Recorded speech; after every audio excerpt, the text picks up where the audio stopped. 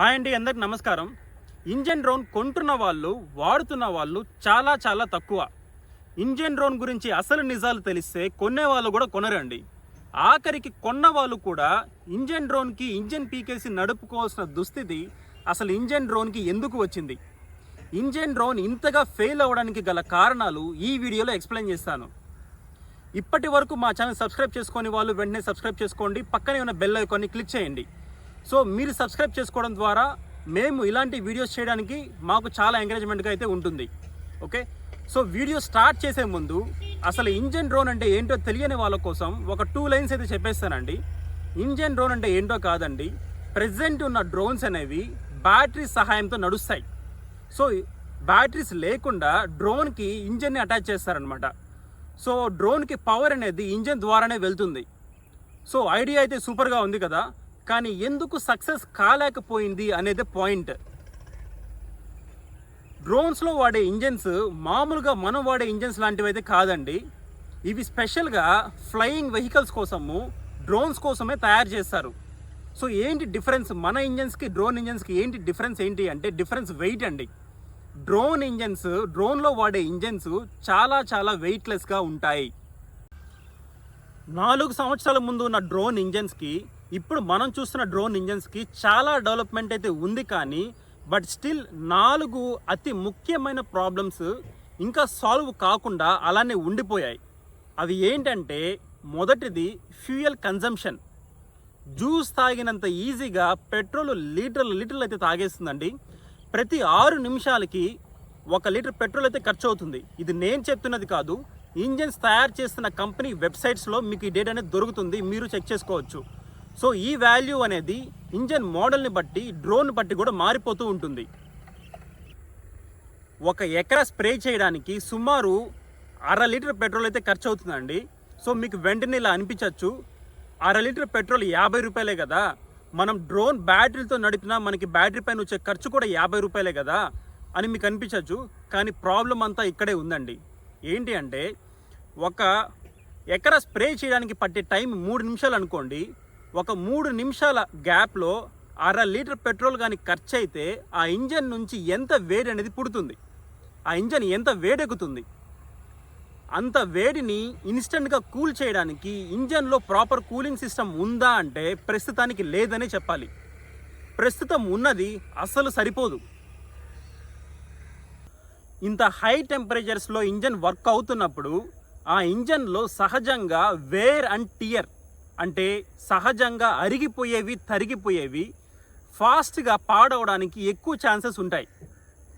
ఈ spare parts మళ్ళీ త్వరగా దొరుకుతాయా అంటే హైలీ ఇంపాసిబుల్ అని చెప్పాలి. ఇంజన్ డ్రోన్కి సంబంధించిన స్పేర్ పార్ట్స్ సప్లై చైన్ అనేది ఇంకా అంతగా అభివృద్ధి చెందలేదు. అట్ ద సేమ్ టైం ఇంత హై టెంపరేచర్స్లో ఇంజన్ రన్ అవుతున్నప్పుడు ఆ ఇంజన్ లైఫ్ అనేది చాలా ఫాస్ట్గా తగ్గిపోతుంది. నెక్స్ట్ ఇంకో ప్రాబ్లం వచ్చేసి ఏంటంటే సౌండ్ అండి. మీకు ఒక ఎగ్జాంపుల్ చెప్తాను. మీ బైక్కి సైలెన్సర్ పీకేసి బైక్ నడిపితే ఎలా అయితే సౌండ్ వస్తుందో దగ్గర అంత సౌండే ఈ ఇంజన్ నుంచి కూడా వస్తుంది. ఒకసారి మీరు వినండి.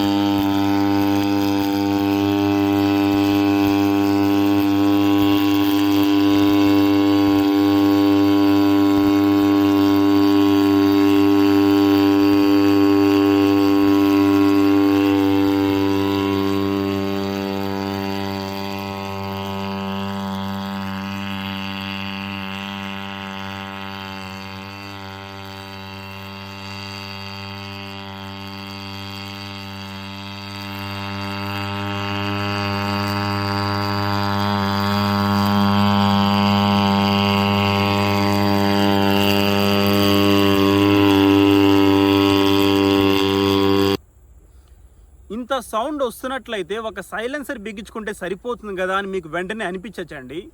ముందు చెప్పిన ప్రాబ్లం, హీటింగ్ ప్రాబ్లంలో కూడా మనం కూలింగ్ సిస్టమ్ ఫిక్స్ చేయకపోవడానికి, ఇప్పుడు సైలెన్సర్ ఫిక్స్ చేయకపోవడానికి ఒక కారణం అయితే ఉంది, అదే వెయిట్. సో ఇంజన్కి ఇవి యాడ్ చేసినప్పుడు ఇంజన్కి వెయిట్ అనేది పెరుగుతుందండి. సో ఇంజన్ వెయిట్ పెరిగినప్పుడు ఆటోమేటిక్గా ఇంజన్ జనరేట్ చేయాల్సిన పవర్ కూడా పెరగాల్సి వస్తుంది. ఓకే, ఇంజన్ వెయిట్ పెరిగినప్పుడు ఆ వెయిట్ని కంపెన్సేట్ చేయడానికి ఆటోమేటిక్గా జనరేటర్ కూడా ఇంజన్ కూడా ఎక్కువ పవర్ జనరేట్ చేయాల్సి వస్తుంది. సో ఇక్కడే ప్రాబ్లం అనేది జరుగుతుంది.